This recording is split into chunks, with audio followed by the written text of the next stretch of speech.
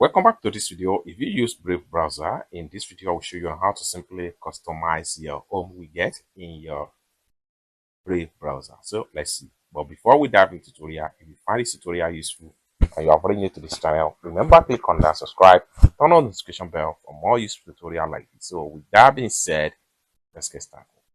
Very first thing you need to do is to open up your Brave Browser.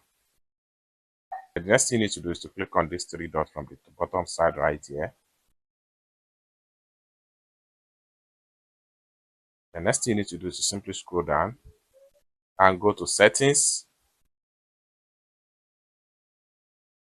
The next thing you need to do is to simply click on home screen widget. Going to take you right here. Next thing you need to do is to simply click on add. We get added to the home screen.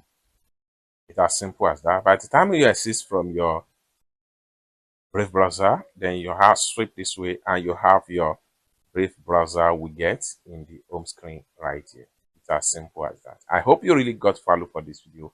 If you find this video useful, give this video a big like, and also remember to subscribe to the channel, turn on the notification bell for more useful tutorial like this. Thank you so much for watching, and I hope to see you in my next video. Bye for now.